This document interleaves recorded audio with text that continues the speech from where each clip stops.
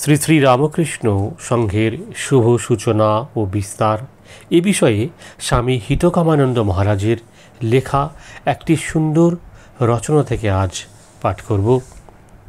আজন্ম দেবদ্বিজে ভক্তিপরায়ণ বীর এবং স্বধর্মনিষ্ঠ পাণ্ডবদের জীবনে গৃহদাহ, বিষ প্রয়োগ, ধর্মপত্নীর প্রকাশ্যে লাঞ্ছনা, বনবাস ইত্যাদি দুঃখকর ঘটনার সমাহার দেখে সরসজ্জায় শায়িত ভীষ্ম মন্তব্য করেছিলেন, ভগবানের লীলা কিছুই বুঝতে পারলাম না। তেমনি ফুলের মতো নিষ্পাপ, আজন্ম শুদ্ধাচারী, অদৃষ্টপূর্ব ত্যাগ ও তপস্যাবৃত শ্রীরামকৃষ্ণ শরীরে দুরারোগ্য ক্যান্সারের সংক্রমণ কেন হয়েছিল তা সাধারণ ভক্ত ও পাঠক উভয়ের কাছেই দুর্বোধ্য। ভক্ত ও সাধকেরা নানাভাবে এই ঘটনার আধ্যাত্মিক তাৎপর্য নির্ণয় করে এসেছেন। সেই তত্ত্বে না গিয়েও আমরা নিরপেক্ষ ঐতিহাসিকের দৃষ্টিকোণ থেকে নিঃসংশয়ে বলতে পারি, হোক সে ভীষণ তবু তারে হেরি, ধরার ধরে না হর্ষ, এরই মাঝে আছে নববিধানের আশ্বাস দুর্ধর্ষ। কি সেই নববিধান? শতাধিক বছরের গ্রিক শাসন, প্রায় 700 বছরের মুসলমান শাসন এবং প্রায় 150 বছরের ব্রিটিশ শাসন, যখন 5000 বছরেরও বেশি প্রাচীন বেদাশ্রয়ী ভারতীয় সভ্যতাকে তার জাতীয় জীবনের আদর্শ ত্যাগ ও সেবার কার্যকারিতা সম্পর্কে সন্দিহান করে তুলেছিল, সুপরিকল্পিত ব্রিটিশ শিক্ষা ব্যবস্থা যখন আধুনিক শিক্ষায় শিক্ষিত ভারতীয়দের 500 বছরেরও কম অভিজ্ঞ ভোগ প্রধান পাশ্চাত্য সভ্যতার আপাত মাধুর্যে মুগ্ধ করেছিল, তখন ভারতাত্মার অন্তর থেকে যেন এই প্রার্থনায় উচ্চারিত হয়েছিল, কোথা সেই অনাগত সাগ্নিক পুরোধা, নির্বাপিত প্রায় এই যজ্ঞ হোমানলে, উচ্চারিয়া বেদমন্ত্র দানিবে আহুতি, নব নব প্রাণের সমিধকে যোগাবে সেথা। ভারতের ভাগ্য বিধাতার ভগবান শ্রীরামকৃষ্ণের অন্তলীলাকে আশ্রয় করেই যেন শ্রীরামকৃষ্ণ সংঘ প্রতিষ্ঠার মাধ্যমে এই প্রার্থনার উত্তর দিয়েছিলেন ভারতবর্ষসহ সারা পৃথিবীর হিতার্থে। বিগত 123 বছর ধরে মূলত ভারতবর্ষে এবং ভারতের কিছু দেশে রামকৃষ্ণ মঠ ও মিশনের 171টি কেন্দ্রের উপস্থিতি ও জনমানসে তার প্রভাব উপরোক্ত প্রস্তাবের সত্যতা প্রমাণ করে চলেছে। শ্রীরামকৃষ্ণ সংঘের দ্বৈত সত্তা ও তাত্ত্বিক ভিত্তি সাধারণ পাঠকের অবগতির জন্য প্রথমেই আমরা স্পষ্টভাবে বলতে চাই, রামকৃষ্ণ মঠ ও রামকৃষ্ণ মিশন প্রচলিত অর্থে স্বেচ্ছাসেবী প্রতিষ্ঠান নয়। এটি মূলত একটি আধ্যাত্মিক প্রতিষ্ঠান, যার সঙ্গে ব্রতধারী সন্ন্যাসী, ব্রহ্মচারী এবং ভক্ত ও অনুরাগী সকলে নিজ নিজ ভগবৎ স্বরূপ সাক্ষাৎকারের লক্ষ্য নিয়েই যুক্ত হয়ে থাকেন। তাদের সকলেরই প্রাথমিক ও প্রধান উদ্দেশ্য ঈশ্বর লাভ, যাকে ভগবান শ্রীরামকৃষ্ণ মনুষ্য জীবনের উদ্দেশ্য হিসাবে নিজ জীবনে আচরণ ও প্রচার করেছেন। এই লক্ষ্য অর্জনের জন্য সুনির্দিষ্ট আধ্যাত্মিক সাধনার আন্তরিক অনুষ্ঠান করার সঙ্গে সঙ্গে নিজ অন্তঃকরণের শুদ্ধতা সম্পাদনের জন্য নিঃস্বার্থ সেবাব্রত আশ্রয় করে এরা নিজের শারীরিক, মানসিক ও আর্থিক সামর্থ্যের সদুপয়োগ করে থাকেন। আত্মপ্রচার কিংবা প্রতিষ্ঠানের মাহাত্ম্য প্রচার কোনোভাবেই এই প্রতিষ্ঠানের লক্ষ্য নয়। আত্মানমোক্ষার্থং জগদ্ধিতায় চ, নিজের জন্ম মৃত্যুর সংসার বন্ধন থেকে আত্যন্তিক মুক্তিলাভ এবং সেই সঙ্গে জাতি ধর্ম বর্ণ নির্বিশেষে সকলের কল্যাণ, এটাই এই সংঘের ব্রত। রামকৃষ্ণ মঠ এবং রামকৃষ্ণ মিশন যাইনত একটি ব্যক্তিগত ধর্মীয় ন্যাস প্রাইভেট রিলিজিয়াস ট্রাস্ট, প্রধানত ব্রতধারী সাধু ও ভক্তদের আধ্যাত্মিক কল্যাণে ও ছোট পরিসরে শিবজ্ঞানে জীব সেবামূলক কাজে নিয়োজিত। অপরদিকে রামকৃষ্ণ মিশন, যা আইনত একটি নিবন্ধীকৃত স্বেচ্ছাসেবী সংস্থা, রেজিস্টার্ড চ্যারিটেবল সোসাইটি, উপরোক্ত লক্ষ্য নিয়েই বৃহৎ আকারে প্রধানত সেবা কাজ করে থাকে। রামকৃষ্ণ সংঘের প্রতিষ্ঠাতা ও প্রথম মঠ। রামকৃষ্ণ সংঘ কি প্রতিষ্ঠা করেছিলেন? অনেক শিক্ষিত মানুষ ও স্বামী বিবেকানন্দকেই মঠ ও মিশনের প্রতিষ্ঠাতা বলে মনে করেন, কিন্তু এটি ভুল ধারণা। রামকৃষ্ণ মঠের প্রতিষ্ঠাতা ভগবান শ্রীরামকৃষ্ণ নিজেই। এ বিষয়ে স্বামীজির একাধিক স্বীকারোক্তি রামকৃষ্ণ বিবেকানন্দ সাহিত্যে বর্তমান। জগৎকারণ পরমেশ্বর স্বেচ্ছায় স্বীয় সৃজনী শক্তিকে আশ্রয় করে যুগ প্রয়োজনেই সনাতন ধর্মের সংস্থাপনের জন্য শ্রীরামকৃষ্ণ শরীর পরিগ্রহ করিয়াছিলেন এবং সেই সৎ এর রক্ষণ, অশুভের বিনাশ ও সনাতন বৈদিক ধর্মাদর্শের পুনঃসংস্থাপন রূপ কাজের জন্য একদল শুদ্ধ তত্ত্ব পার্ষদকে তিনি ধরাধামে নিয়ে এসেছিলেন, যাদের মধ্যে স্বামী বিবেকানন্দ হয়েছিলেন তার জীবনোদ্দেশ্য সাধনের প্রধান সহায়। প্রথমে তিনি নিজ জীবনে অদৃষ্টপূর্ব ও অতিলৌকিক সাধনার মাধ্যমে ঈশ্বর লাভ বা স্বস্বরূপ সাক্ষাৎকার করে বৈদিক ধর্মাদর্শের সত্যতা ঐতিহাসিকভাবে পুনঃপ্রতিষ্ঠা করেন। তারপর বিবেকানন্দাদি শিষ্যবর্গকে একই সত্য সাক্ষাৎকারে সাহায্য করে সুনির্দিষ্ট কার্যক্রমের দিক নির্দেশও করে দিয়েছিলেন। এভাবেই শ্রীরামকৃষ্ণ নিজ ধর্মীয় উত্তরাধিকার নিজের হাতে গড়া সুনির্বাচিত সন্ন্যাসী ও গৃহী শিষ্যবর্গের হাতে তুলে দিয়ে স্বীয় সাধনার্জিত অলৌকিক যোগ সিদ্ধি সহায়ে স্বামী বিবেকানন্দের দেহমনে সূক্ষ্ম দেহে প্রবেশ করেছিলেন দেহত্যাগের কয়েকদিন পূর্বে, এবং তাকে প্রধান যন্ত্র হিসাবে ব্যবহার করে সারা বিশ্বের কল্যাণে শ্রীরামকৃষ্ণ সংঘ হিসাবে অভিব্যক্ত হয়ে চলেছেন। বাণী তুমি বিনা পানি কণ্ঠে মোর, তরঙ্গে তোমার ভেসে যায় নরনারী, আমি অশরীরী বাণী। এই সংঘই শ্রীরামকৃষ্ণের বিরাট দেহ। বিশ্ববিজয়ী ধর্মবীর ও কর্মবীর স্বামী বিবেকানন্দের এই সব স্বীকারোক্তির উপরোক্ত তত্ত্বের এবং সংঘরূপী শ্রীরামকৃষ্ণের প্রবহমান জীবনব্রতের দুর্লভ সাক্ষ্য হিসাবে তার অনুরাগী বর্গের প্রেরণার চিরন্তন উৎস হিসাবে আজও বর্তমান।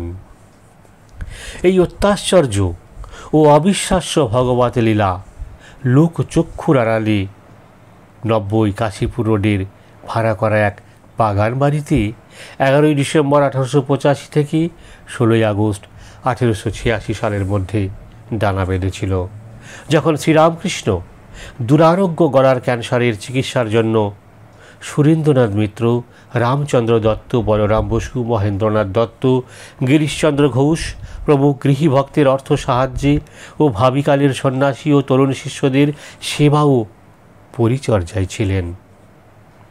এখানেই 1886 সালের 1 জানুয়ারি শ্রীরামকৃষ্ণ সমবেত গৃহী ভক্তদের কাছে স্বীয় ভগবৎ স্বরূপ বিশেষভাবে প্রকাশ করে তাদের অভয় দান করেছিলেন, যে দিনটি আজও কল্পতরু দিবস রূপে পালিত হয়ে আসছে।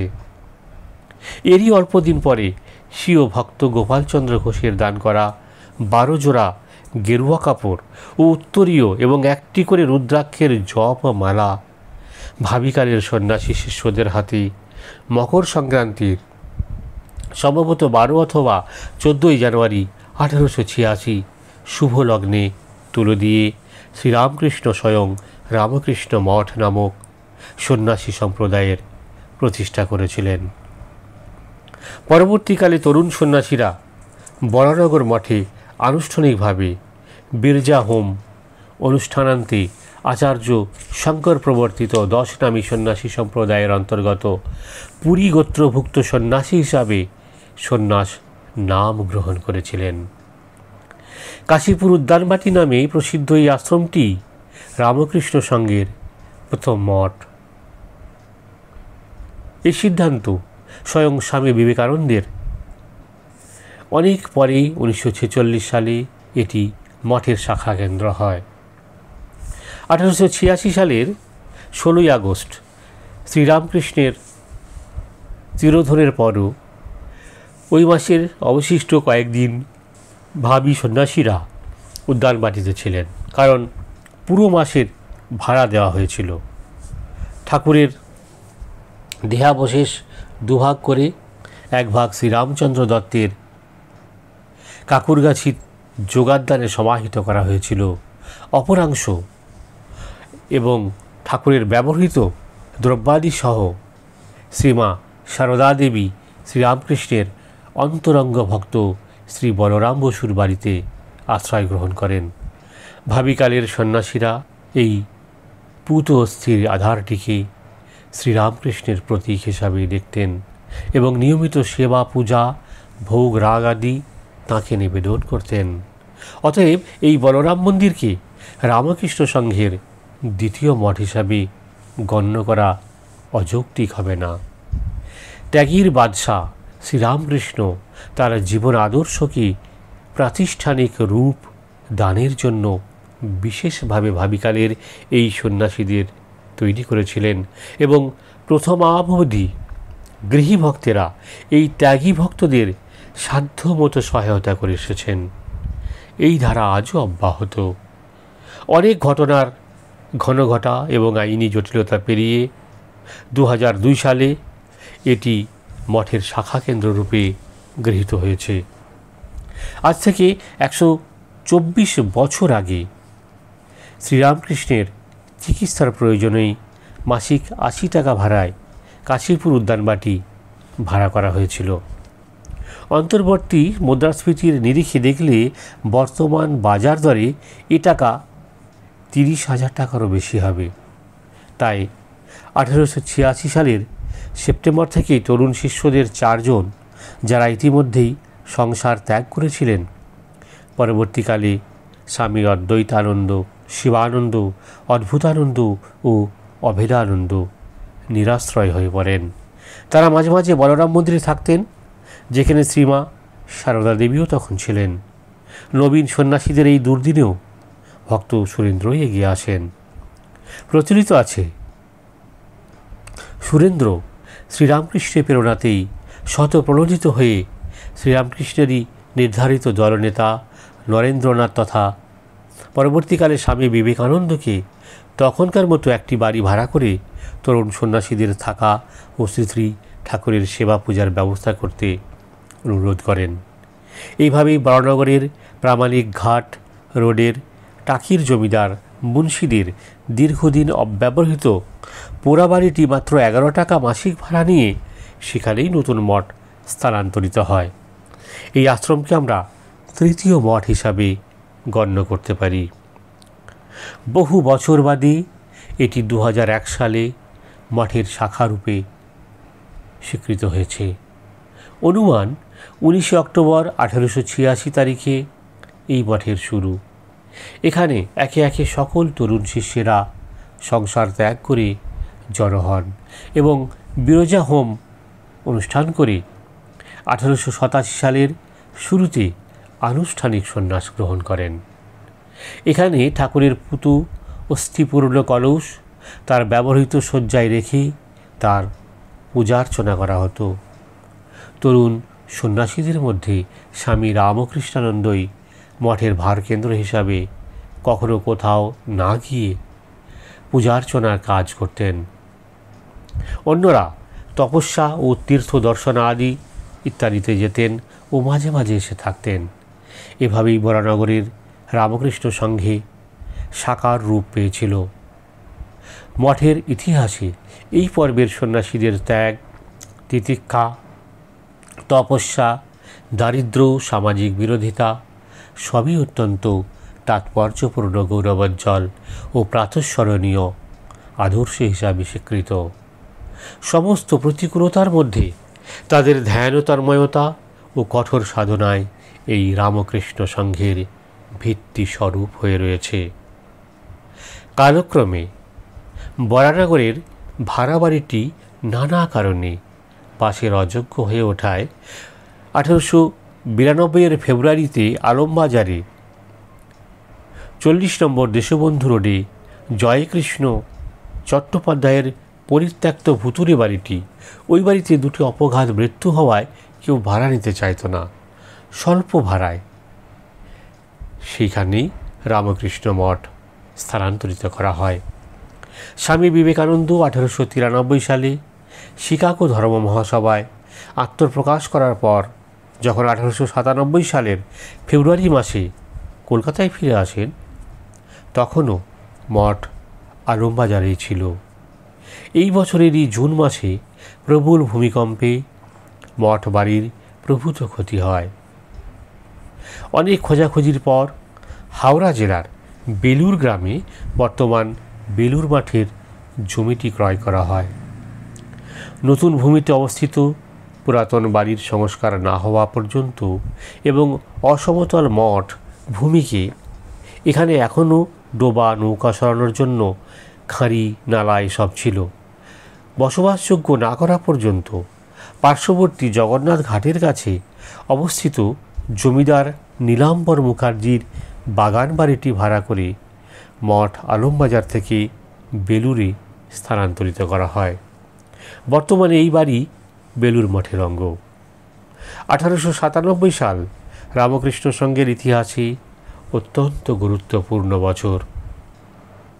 এই বছরের 15 জানুয়ারি মদগর্বিত বলদর্পীর দেশে মহাভারতের বাণী প্রচার করে অবিভক্ত ইংরেজ শাসিত ভারতের কলম্বোতে স্বামী বিবেকানন্দ পদার্পণ করেন এবং অভূতপূর্ব উদ্যম, উৎসাহ ও অভ্যর্থনার মধ্য দিয়ে দক্ষিণ ভারতে নবকলেবরে বৈদান্তিক ধর্মাদর্শ প্রচার করে স্বদেশের গ্লানি দূর করেন। সেই সঙ্গে সমগ্র ভারতে তীব্র জাতীয়তাবোধেরও সঞ্চার করেন।